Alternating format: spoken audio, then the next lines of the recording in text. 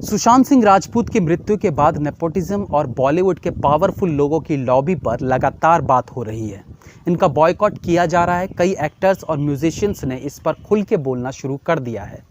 इन्हीं में एक सिंगर हैं सोनू निगम। हालांकि अपनी पहली वीडियो में उन्होंने बिना किसी का नाम लिए ये कहने की कोशिश की थी कि बॉलीवुड के पावरफुल लोगों को नए सिंगर्स एक्टर्स के साथ थोड़ा काइंड होने की ज़रूरत है, जिसमें इनडायरेक्टली उन्होंने सलमान खान का जिक्र भी किया था।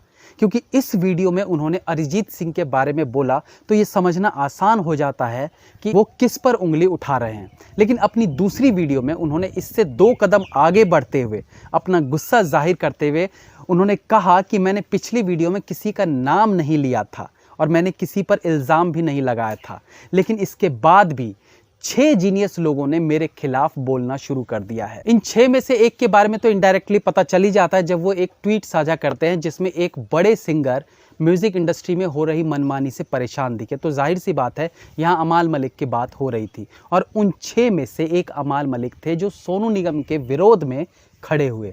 लेकिन सबसे बड़ा बम उन्होंने तब फोड़ा जब डायरेक्टली टी सीरीज के मालिक भूषण कुमार का नाम लिया। यहाँ उन्होंने भूषण कुमार के लिए तू शब्द का प्रयोग करते हुए कड़ी चेतावनी दी कि मुझसे पंगा लेने की कोशिश मत करना, तूने गलत आदमी से पंगा ले लिया है।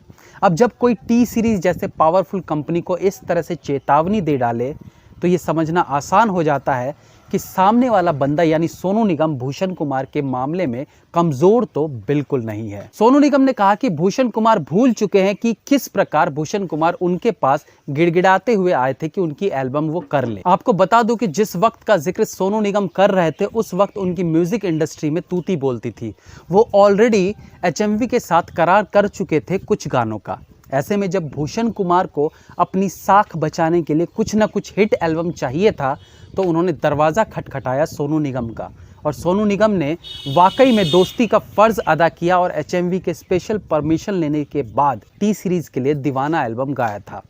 तो इसमें कोई शक नहीं था कि टी सीरीज़ को बचाने में कहीं ना कहीं सोनू निगम का बहुत बड़ा हाथ था। मे भी शायद ये सब कुछ वो गुलशन कुमार के कारण कर रहे हैं, लेकिन ये सच है कि उस वक्त उन्होंने डूबते टी सीरीज़ को सहारा दिया था।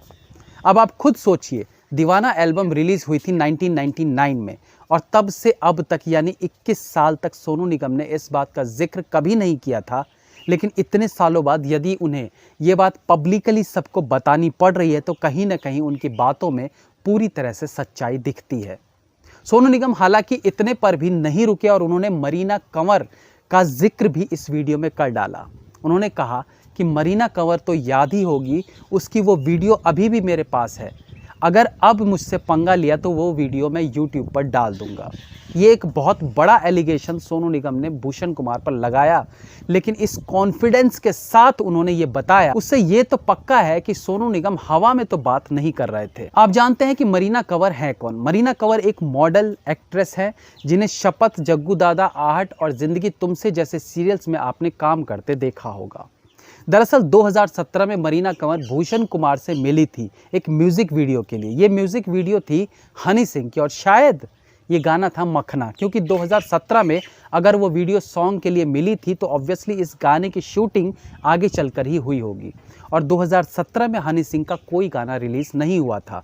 2018 में उनका सॉन्ग आया था मखना, जिसे टी सीरीज़ ने प्रोड्यूस किया था। तो मखना सॉन्ग के लिए मरीना उनसे मिली होंगी, लेकिन वहाँ पर भूषण कुमार ने उनके साथ ज़बरदस्ती करने की कोशिश की, जैसे कि उन्होंने एक न्यूज़ चैनल को बोला है। ये मामला 2018 में भी उठा था जब मी टू मूवमेंट जोरों पर था, लेकिन अब भूषण कुमार के खिलाफ लड़ाई इतनी आसान नहीं हो सकती थी, तो ये मामला दब गया। लेकिन अब एक बार फिर से सोनू निगम की इस वीडियो के बाद मामले ने तूल पकड़ ली है। मरीना कंवर 2017 में बड़ी फिल्म करने वाली थी जो कि हॉलीवुड फिल्म $1 मिलियन बेबी की रीमेक थी और इस फिल्म में लीड एक्टर थे अक्षय कुमार, लेकिन किन्हीं कारणों से ये फिल्म डब्बा बंद हो गई। अब दोबारा सोनू निगम पर आते हैं। उन्होंने अपनी वीडियो में ये भी कहा कि भूषण कुमार उनसे ठाकरे परिवार से मिलवाने को कहते थे। जब अबू सलेम नाम के आतंकवादी ने उन्हें धमकी दी तब उन्होंने ही भूषण कुमार को बचाया था। अब यहाँ बहुत से लोगों के मन में ये भी आ रहा होगा कि आखिर सोनू निगम से भूषण कुमार क्यों कहेंगे कि अबू सलेम से बचा लो।